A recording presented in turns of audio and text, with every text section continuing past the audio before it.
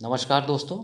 आज हम करने वाले हैं संविधान के बहुत ही महत्वपूर्ण प्रश्न जो निरंतर सभी परीक्षाओं में पूछे जाते रहते हैं। संविधान का जो हमारा पहला चैप्टर है यानी संविधान की विशेषताएं और संविधान के स्रोत, तो इससे संबंधित इसमें प्रश्न हैं और सभी प्रश्न बहुत इंपॉर्टेंट हैं। आखिरी तक बने रहिएगा, अंतिम तक वीडियो को देखिएगा, एक एक प्रश्न को ध्यान से पढ़िएगा और उसको याद करिएगा।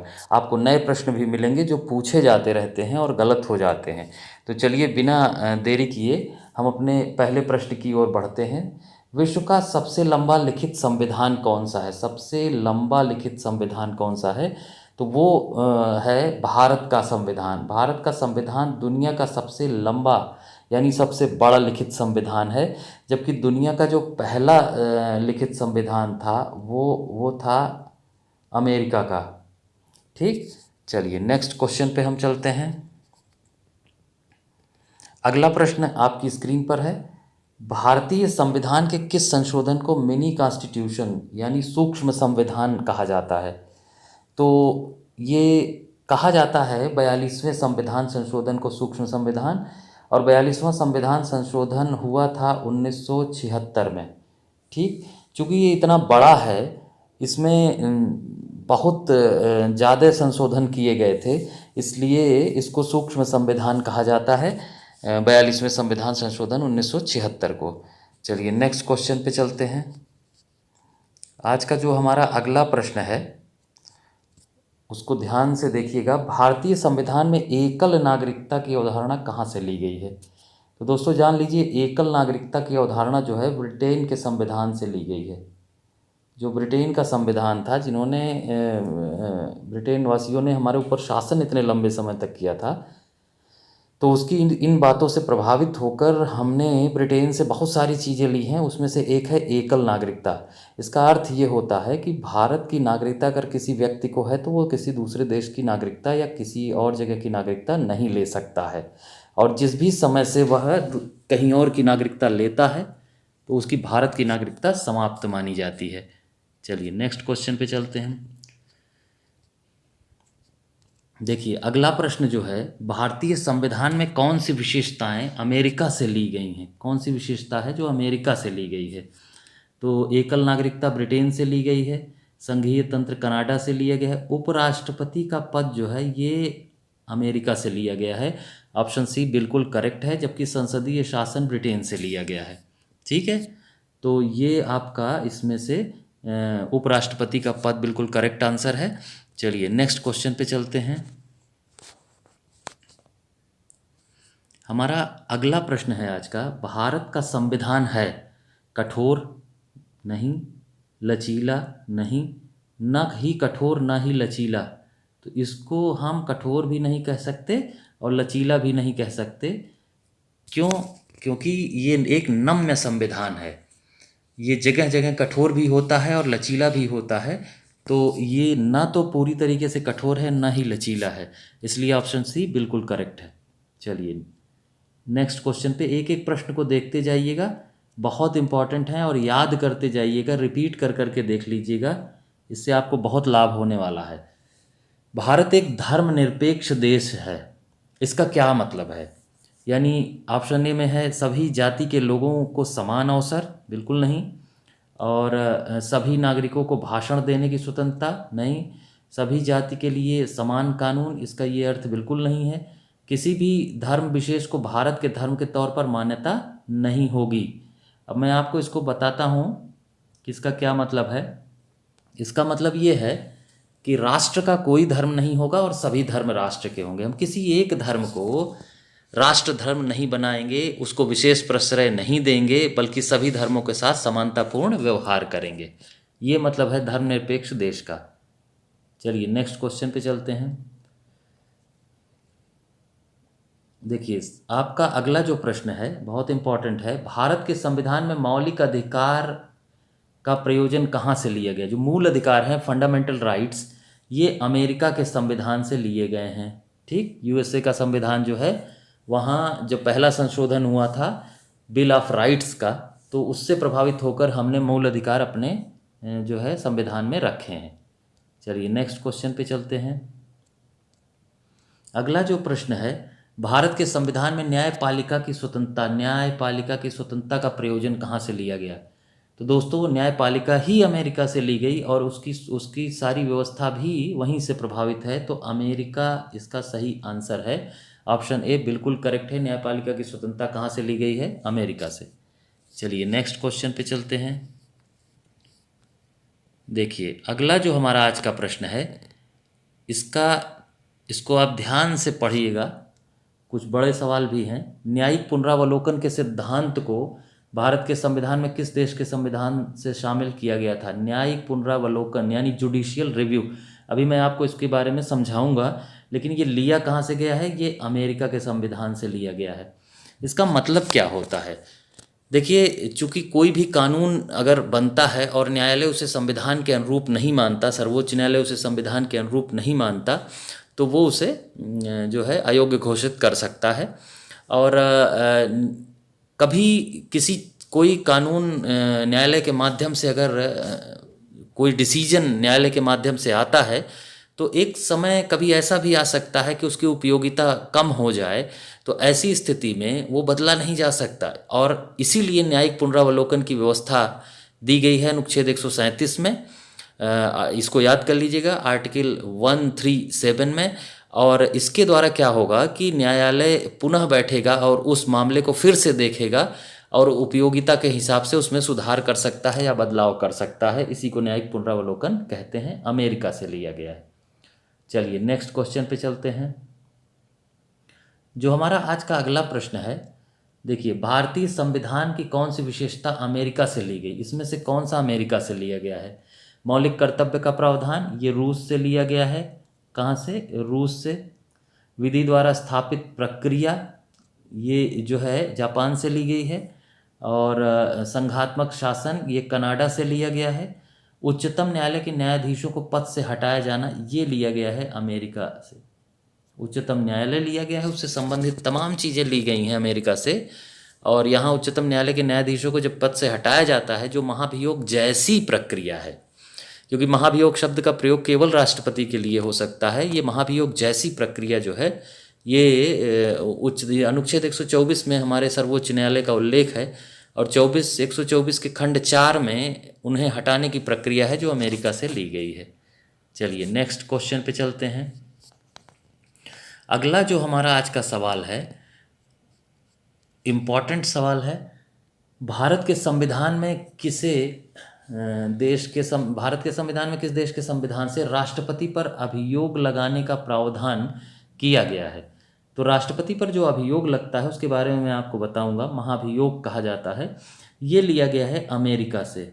ये है आपका आर्टिकल 61, अनुच्छेद 61 जो है, अनुच्छेद 61, इसमें महाभियोग प्रक्रिया का उल्लेख है। संसद के दोनों सदनों में 2/3 बहुमत से प्रस्ताव पारित करके ये निर्णय लिया जाता है और ये प्रक्रिया जो है ये ली गई है अमेरिका से। चलिए नेक्स्ट क्वेश्चन पे चलते हैं। अगला जो आज का हमारा सवाल है, भारतीय संविधान में संसदात्मक शासन यानी संसदीय शासन प्रणाली कहाँ से ली गई है? तो संसदीय शासन प्रणाली ली गई है ब्रिटेन से। ब्रिटेन के संविधान से प्रभावित होकर भारत में संसदीय शासन प्रणाली व्यवस्थित की गई है। चलिए नेक्स्ट क्वेश्चन पे चलते हैं। हमारा जो अगला प्रश्न है वो ध्यान से देखिए, भारतीय संविधान में मंत्रिमंडल प्रणाली का विचार कहाँ से लिया गया है? मंत्रिमंडल प्रणाली, संसदीय प्रणाली जहाँ से ली जाती है, तो मंत्रिमंडल तो अपने आप वहीं से शामिल हो जाता है। और ब्रिटेन में मंत्रिमंडल है, संसदीय शासन प्रणाली है, और वहीं से हमने अपने यहाँ इसको अपने संविधान में लिया है। ठीक है, तो ऑप्शन बी बिल्कुल करेक्ट है, ब्रिटेन यहाँ बिल्कुल सही है। आप देख रहे होंगे कि प्रश्न बहुत इंपॉर्टेंट हैं, इसलिए अंतिम तक बने रहिएगा और देखते रहिएगा प्रश्नों को ध्यान से बार बार। चलिए नेक्स्ट क्वेश्चन पे चलते हैं। अगला जो सवाल है, भारतीय संविधान में संसदीय विशेषाधिकार, संसदीय देखिए फिर आ गया, संसदीय विशेषाधिकार और द्विसदनवाद किस देश से लिया गया है?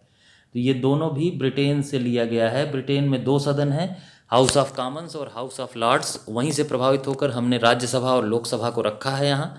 और संसदीय विशेषाधिकार जो हैं ये आपका आर्टिकल 105 में दिया गया है, 105 में, कि संसद के अंदर सांसदों को क्या विशेषाधिकार हैं, उसके बारे में यहाँ जानकारी हमें मिलती है। लिया कहाँ से गया है? ब्रिटेन से। चलिए नेक्स्ट क्वेश्चन पे चलते हैं। देखिए अगला सवाल जो है, भारतीय संविधान की में अनुसूचियों की संख्या कितनी है? तो अनुसूचियों की संख्या है वर्तमान में 12। जब हमारा संविधान बना था तो उस समय अनुसूची थी 8 और ये बढ़ के हो गई हैं 12। ठीक है, तो अनुसूचियों पे एक अलग से वीडियो बनेगा जिसमें आपको सारी अनुसूचियों के बारे में मैं बताऊंगा, और बाद की चारों जो संविधान संशोधनों के माध्यम से बढ़ाई गई उनके बारे में भी चर्चा होगी। चलिए नेक्स्ट क्वेश्चन पे चलते हैं। देखिए अगला सवाल जो आपका है, भारत के संविधान में कितने प्रकार के आपातकाल की विवेचना है की गई है? तो आपातकाल यहाँ है 3।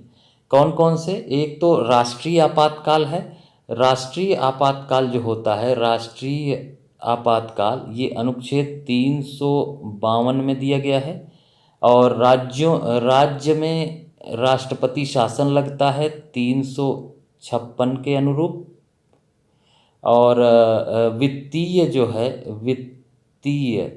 वित्तीय आपातकाल, ये 360 में है। ये 3 प्रकार के आपातकाल लगाने के अधिकार राष्ट्रपति को हैं और इन्हीं तीनों का उल्लेख किया गया है। और आगे बढ़ते हैं अगले प्रश्न पे। देखिए जो हमारा आज का अगला प्रश्न है आपकी स्क्रीन पर है, ध्यान से पढ़िएगा। निम्नलिखित में से कौन सा कथन गलत है? देखिए पहला है, अमेरिकी संविधान में मूलतः 7 अनुच्छेद हैं, ये बिल्कुल करेक्ट बात है। वेस्टमिनिस्टर वाशिंगटन में एक स्थान है जहां अमेरिकी संसद है, ये गलत है। तो यही ऑप्शन आपका बिल्कुल सही हो जाएगा, ऑप्शन भी बिल्कुल करेक्ट है। और भी देख लेते हैं। मूलतः भारतीय संविधान में 7 मूल अधिकारों की व्यवस्था की गई थी, ये सही है। शुरुआत में 7 मूल अधिकार थे। और डी है, संविधान के भाग 9 के द्वारा प्रत्येक राज्य में त्रिस्तरीय पंचायती राज व्यवस्था की स्थापना की गई थी, तो बिल्कुल करेक्ट है ये भी। तो इसलिए ऑप्शन बी बिल्कुल यहाँ सही हो जाएगा क्योंकि वो गलत है। और चलते हैं हम अपने अगले प्रश्न पे। तो अगला जो हमारा आज का प्रश्न है, भारत के संविधान में विधायी प्रक्रिया किस देश से ली गई है? तो देख लीजिए कि संसद लिया गया ब्रिटेन से, संसदीय विशेषाधिकार लिए गए ब्रिटेन से, मंत्रिमंडल की व्यवस्था ली गई ब्रिटेन से, तो यही मिलके कानून बनाते हैं। तो विधायी प्रक्रिया का मतलब कानून बनाने की प्रक्रिया, और ये भी हमने लिया है ब्रिटेन से। ऑप्शन डी बिल्कुल करेक्ट है। चलिए नेक्स्ट क्वेश्चन पे चलते हैं। जो आज का हमारा अगला प्रश्न है, आपातकाल के समय मूल अधिकारों का स्थगन, जब आपातकाल लगता है तो मूल अधिकार स्थगित हो जाते हैं, ये व्यवस्था संविधान में किस देश से ली गई? देखिए आपातकाल, जब राष्ट्रीय आपातकाल लगता है तो राष्ट्रीय आपातकाल हम किस देश के संविधान से हमने लिया है? जर्मनी के। और वहीं से ये व्यवस्था ली है कि उस समय मूल अधिकार स्थगित हो जाते हैं। तो ऑप्शन ए बिल्कुल करेक्ट है। चलिए नेक्स्ट क्वेश्चन पे चलते हैं। अगला आज का हमारा प्रश्न है, मौलिक कर्तव्य का प्रावधान भारतीय संविधान में किस देश से लिया गया है? मौलिक कर्तव्य की बात हो रही है, यानी मूल कर्तव्य की, फंडामेंटल ड्यूटीज़ की। और फंडामेंटल ड्यूटीज़ जो हैं संविधान में अगर आप देखेंगे तो भाग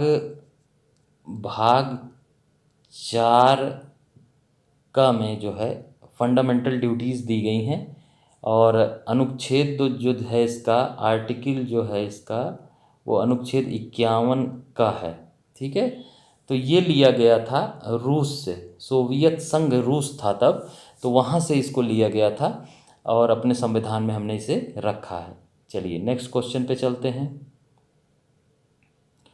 अगला जो महत्वपूर्ण सवाल है आपका, पंचवर्षीय योजना भारत के संविधान में किस देश से लिया गया था? पंचवर्षीय योजना की व्यवस्था को, जो अब समाप्त हो चुकी है। 12वीं पंचवर्षीय योजना के बाद अब भारत में योजना आयोग को ख़त्म कर दिया गया है और नीति आयोग बना दिया गया है, यानी national institution for transforming India. ठीक है, तो एक नई व्यवस्था बना दी गई है। अब पंचवर्षीय योजना नहीं आती, अब दूसरे तरीके से योजनाएं नीति आयोग बनाता है। लेकिन जब ये थी तब इसको कहाँ से लिया गया था? तो लिया गया था रशिया से, यानी रूस से, सोवियत संघ रूस से। चलिए नेक्स्ट क्वेश्चन पे चलते हैं। अगला जो हमारा आज का सवाल है, भारत के संविधान में विधि द्वारा स्थापित प्रक्रिया किस देश से ली गई है? ये ली गई है जापान से। ऑप्शन डी बिल्कुल करेक्ट है। चलिए नेक्स्ट क्वेश्चन पे चलते हैं। तो आज का हमारा जो अगला सवाल है, भारतीय संविधान में संशोधन की प्रक्रिया का प्रावधान किस देश के संविधान से लिया गया है? तो संशोधन की प्रक्रिया का प्रावधान जो है वो उल्लिखित कहाँ है? अनुच्छेद 368 में। ठीक, और ये लिया गया था दक्षिण अफ्रीका से। ऑप्शन सी बिल्कुल करेक्ट है। चलिए नेक्स्ट क्वेश्चन पे चलते हैं। देखिए जो हमारा अगला सवाल है, भारतीय संविधान में राज्यपाल की नियुक्ति विषयक प्रक्रिया का प्रावधान किस देश से लिया गया है? राज्यपाल की नियुक्ति की बात हो रही है, तो ये लिया गया है कनाडा से, कनाडा के संविधान से। ऑप्शन ए बिल्कुल करेक्ट है, यहाँ से राज्यपाल की नियुक्ति का प्रावधान लिया गया है। चलिए नेक्स्ट क्वेश्चन पे चलते हैं हम अपने। देखिए बहुत इंपॉर्टेंट सवाल लेके आया हूँ, अंतिम तक बने रहिएगा, देखते रहिएगा, बार बार देख के रट लीजिएगा इसको। भारतीय संविधान में सशक्त केंद्र के साथ संघीय व्यवस्था का विचार किस देश के संविधान से लिया गया है? ये लिया गया है कनाडा से। संघात्मक शासन या संघीय व्यवस्था का प्रावधान जो है हमने कनाडा से लिया है, अपने संविधान में शामिल किया है। चलिए नेक्स्ट क्वेश्चन पे चलते हैं। आज का जो हमारा अगला सवाल है आपकी स्क्रीन पर है, भारत के संविधान में संघ एवं राज्य के बीच शक्ति विभाजन संघ और राज्य के बीच ये प्रावधान कहाँ से लिया गया है? तो देखिए हमने संघीय व्यवस्था ली कनाडा से। तो जब संघीय व्यवस्था लेते हैं जिसमें केंद्र और राज्य दोनों के बीच शक्तियों का बंटवारा अगर नहीं है तो वो संघीय शासन नहीं माना जाता। तो ये व्यवस्था भी हमने कनाडा से ही ली है। ठीक है, संघीय व्यवस्था का एक लक्षण है केंद्र और राज्यों के बीच शक्तियों का विभाजन। तो जब संघ हमने लिया, इसकी व्यवस्था ली, तो हमने ये भी लिया कि शक्ति का विभाजन हम करेंगे। ठीक है, चलिए नेक्स्ट क्वेश्चन पे चलते हैं। अगला जो हमारा आज का प्रश्न है, अवशिष्ट शक्तियाँ केंद्र में निहित। अवशिष्ट मतलब बची खुची, जो नई शक्ति निकल के आ जाए उस पर कानून कौन बनाए? तो ये जो है केंद्र में निहित है भारत में, कि अगर कुछ नया निकल के आता है तो उस पर कानून केंद्र बनाएगा, राज्य नहीं बनाएगा। ये विचार भारतीय संविधान में किस देश से लिया गया है? तो ये विचार भी भारतीय संविधान में कनाडा से लिया गया है। ठीक, चलिए नेक्स्ट क्वेश्चन पे चलते हैं। अगला आज का जो हमारा प्रश्न है, भारत के संविधान में राज्यसभा सदस्यों के निर्वाचन की विवेचना किस देश से की गई है? तो राज्यसभा सदस्यों के निर्वाचन की जो विवेचना है वो दक्षिण अफ्रीका के संविधान से की गई है। इसको आप याद कर लीजिएगा, इम्पॉर्टेंट है ये। ठीक है, चलिए ऑप्शन सी बिल्कुल करेक्ट है। चलिए नेक्स्ट क्वेश्चन पे चलते हैं। अगला जो आज का हमारा सवाल है उसको ध्यान से देखिएगा कि भारतीय संविधान में गणतंत्रात्मक और प्रस्तावना में स्वतंत्रता, समानता और बंधुत्व के आदर्श को किस देश से, यानी बहुत सीधी सी बात है कि हम एक गणराज्य हैं।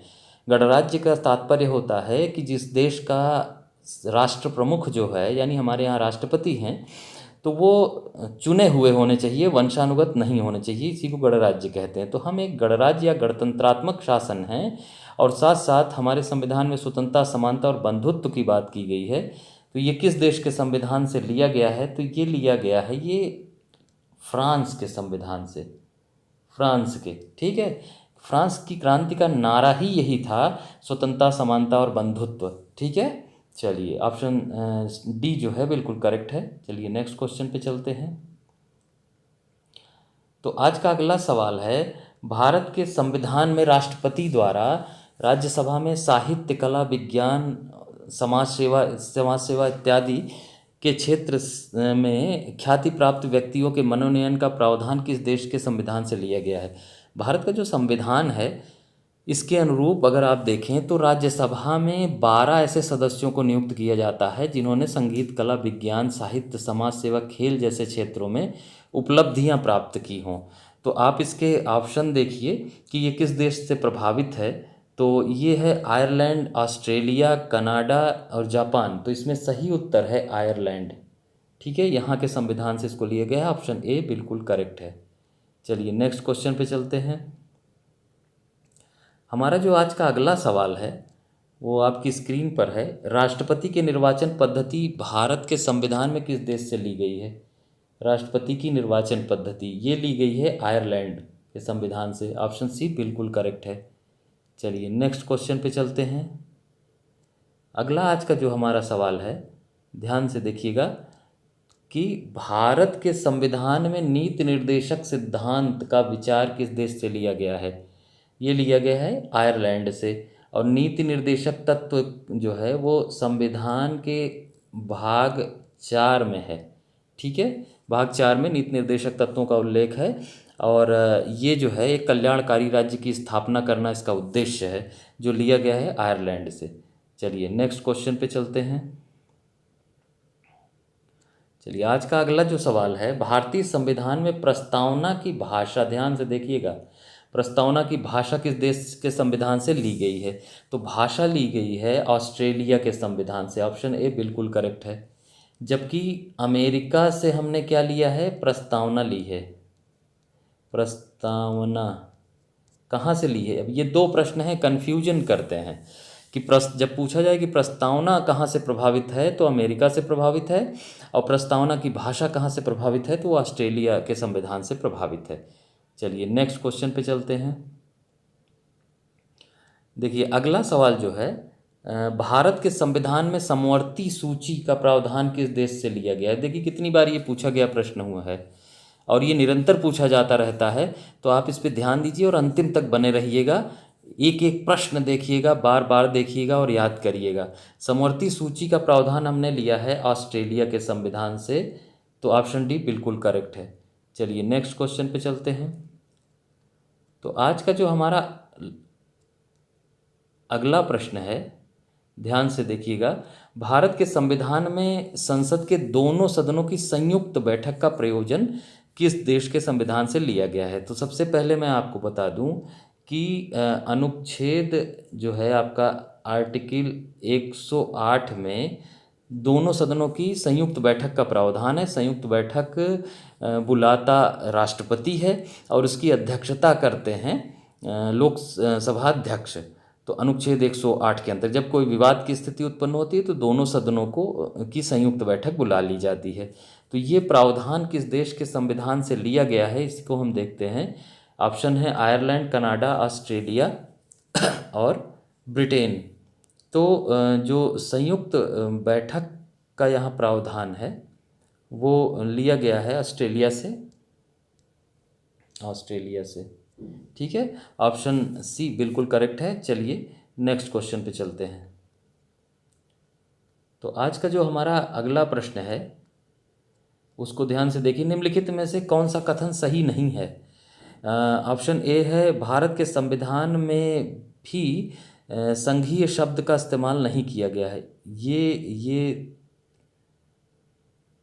उसके बाद जो हमारा अगला ऑप्शन है, अनुच्छेद 1 में भारत का उल्लेख राज्यों के संघ के रूप में किया गया है।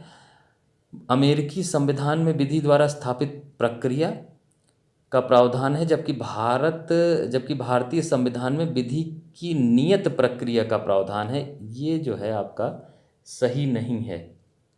ठीक है, इसलिए ये ऑप्शन आपका बिल्कुल करेक्ट हो जाता है, क्योंकि भारत के संविधान में भी विधि द्वारा स्थापित प्रक्रिया का ही प्रावधान किया गया है। इसको आप ध्यान से देख लीजिएगा। तो इसलिए ये उत्तर बिल्कुल सही है। चलिए नेक्स्ट क्वेश्चन पे चलते हैं। अगला जो आज का हमारा प्रश्न है, ध्यान से देखिएगा कि भारतीय संविधान का अभिभावक कौन है, यानी संरक्षक कौन है? तो यहाँ ऑप्शन ए बिल्कुल करेक्ट है, सर्वोच्च न्यायालय, सुप्रीम कोर्ट। क्योंकि संविधान की व्याख्या, न्यायिक पुनरावलोकन, इन सब की शक्ति जो है सुप्रीम कोर्ट को है और सुप्रीम कोर्ट को ही संविधान का संरक्षक बनाया गया है। इसलिए ऑप्शन ए बिल्कुल करेक्ट है। चलिए नेक्स्ट क्वेश्चन पे चलते हैं। तो आज का जो अगला हमारा प्रश्न है, विश्व का सबसे पहला लिखित संविधान किस देश का था? पहले ही प्रश्न में मैंने आपको बताया था कि जो पहला लिखित संविधान था वो अमेरिका का है। ऑप्शन बी बिल्कुल करेक्ट है। जबकि भारत का जो है वो सबसे सबसे बड़ा है, भारत का सबसे बड़ा है और अमेरिका का पहला है। ठीक, तो ऑप्शन बी बिल्कुल करेक्ट है। चलिए नेक्स्ट क्वेश्चन पे चलते हैं। देखिए बहुत इंपॉर्टेंट क्वेश्चन है। निम्नलिखित में से किस एक ने भारत के लिए संविधान सभा के गठन का विचार दिया? तो देखिए ऑप्शन में अगर आप देखेंगे तो कैबिनेट मिशन योजना जो है इसी के आधार पर ये आई थी 1946 में। ठीक है, इसमें 3 सदस्य थे, पैथिक लॉरेंस, सेबी अलेक्जेंडर और स्टेफोर्ड क्रिप्स, और इन्होंने ही संविधान सभा के गठन का विचार दिया था। और फिर इसी के आधार पर भारत में जुलाई 1946 में संविधान सभा के चुनाव हुए और उससे जो सदस्य जीत के आए उन्होंने ही संविधान का निर्माण किया। तो कैबिनेट मिशन योजना ऑप्शन सी बिल्कुल करेक्ट है। चलिए नेक्स्ट क्वेश्चन पे चलते हैं। देखिए निम्नलिखित में से किस एक अधिनियम भारत संघीय शासन की व्यवस्था, किस एक अधिनियम में भारत संघीय शासन की व्यवस्था दी गई थी? किस अधिनियम में दी गई थी संघीय शासन की व्यवस्था? तो वो दी गई थी भारत सरकार अधिनियम 1935। ठीक है, ये भी बहुत बड़ा था। ये 321 अनुच्छेद और 10 अनुसूचियाँ थी। इसके लगभग 250 अनुच्छेद संविधान में ले लिए गए थे और इसमें भारत के लिए एक संघीय शासन का प्रावधान किया गया था। और साथ साथ जो है आरबीआई पूछा जाता रहता है, आरबीआई भी इसी के द्वारा किया गया था। ठीक है, प्रावधान। ठीक, तो यहाँ आज हमारे प्रश्न यहीं ख़त्म हो रहे हैं। आपको समझ में आया होगा कि जितने भी इम्पॉर्टेंट क्वेश्चन हैं, जो आए हुए क्वेश्चन हैं, उन सबको मैंने यहाँ कराया है। आप इसको बार बार देखिएगा, रिपीट कर करके देखिएगा और याद कर लीजिएगा। अगर वीडियो पसंद आया हो तो लाइक ज़रूर कर दीजिएगा और चैनल को सब्सक्राइब कर दीजिएगा और बेल आइकन प्रेस कर दीजिएगा, जिससे इस तरीके की वीडियो की नोटिफिकेशन आपको मिलती रहे, सबसे पहले प्राप्त हो। चलिए धन्यवाद, जय हिंद।